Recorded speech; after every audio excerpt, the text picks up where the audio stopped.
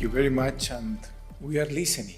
Thank you for inviting us, and it's truly a pleasure to be here. I regret that I have missed what I heard has been two very packed days of intense conversations in a topic that focused the attention of the international aviation community. And it is my pleasure to share with you a few ideas as this Aviation Carbon 2024 draws to a closure. Let me first extend my sincere gratitude to all the speakers, moderators, organizers, and participants that have contributed to the conversations over the past 2 days on the challenges and the opportunities shaping aviation's path towards decarbonization. I regret that I was not able to spend time here with you, but I had some competing commitments, I have to say, at another ICAO events that are taking place here in London. Plus, I have to say the UK government is a fantastic host, but they really packed an agenda jammed together.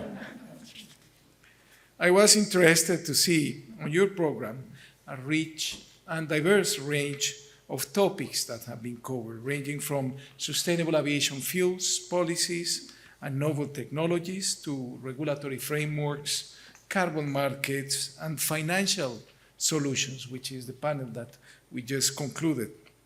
These topics highlight the complexity and at the same time the immense potential of our shared journey. The discussions that you have had during these 2 days closely aligned with the priorities that ICAO has been advancing, and please allows me to briefly share some examples of that with you. The landmark adoption of a long-term global aspirational goal of net zero carbon emissions by 2050 at the 41st Assembly of ICAO in 2022 settled an ambitious target for aviation and for this sector. This goal recognizes the urgent need to address climate change while acknowledging the vital role of aviation in global development. The success of the third ICAO conference on aviation and alternative fuels that took place in Dubai last year, with the adoption of a global framework for sustainable aviation fuels, lower carbon aviation fuels, and cleaner energies, marked another significant step forward, setting out 4 key building blocks, namely policy and planning, regulatory framework, implementation support, and financing, of course.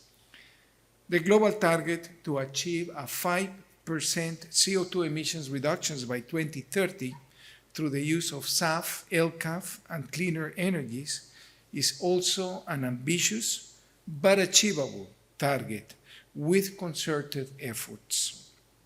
And the recently adopted roadmap by the ICAO Council will guide our implementation activities, starting with the allocation of financial and human resources towards that endeavor. Just a few weeks ago, ICAO held its annual LTAC stock-taking event and, for the very first time, a symposium on non-CO2 emissions. These summaries and the presentations from these events, showcasing the in-depth and interesting discussions we had, are now available in the ICAO website, and they echo many of the themes that have been exploring during these 2 days at Aviation Carbon 2024. Your event has reaffirmed the need for collaboration across sectors, governments, industry, finance, and civil society, if we are to achieve the ambitious targets that we have set. The final session on sustainable aviation technology, investment, and finance, I understand that captured this perfectly, emphasizing the pivotal role of the finance community in identifying opportunities, managing risks, and scaling transformative solutions. Financing will be a paramount for achieving our collective goals for a net zero future for aviation, and this was a central focus indeed of the discussions during COP29 last week. The clean energy transition will require substantive financing. And that was precisely one of the events that we conducted here in London. We met with the green financing community in a roundtable where we were listening from potential investors, their concerns and their expectations if we are to advance towards this goal. And on this topic, I am pleased to share that the ICAO Finbest Hub initiative is well under development, and our ambition is that it will be a crucial platform to facilitate investment partnerships, particularly for countries and regions that do not yet have SAF production capabilities. Our steady progress with the Finbest Hub is evidenced by our recent agreement with the International Renewable Energy Agency, IRENA. This cooperation, signed at the G20 Energy Ministerial Meeting in Brazil last month, will significantly boost financing opportunities for sustainable aviation fuels and other cleaner aviation energy projects.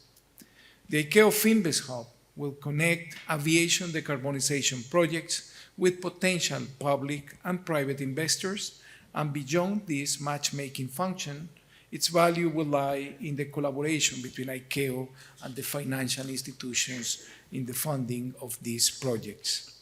The Finbest Hub is also an integral part of ICAO's capacity building and implementation support activities. More than 200 states and organizations are now part of the ICAO's Assistance, Capacity Building and Training Program, the ACSAF program. This initiative provides crucial support for SAF development and deployment, offering training, feasibility studies, business implementation reports, support for SAF certification and policy development, and implementation on specific SAF projects for states. As we speak, more than 20 SAF feasibility studies and business implementation reports are under development. ICAO has a pivotal role in providing a harmonized, independent, and robust regulatory framework for the environmental certification of cleaner aviation energies.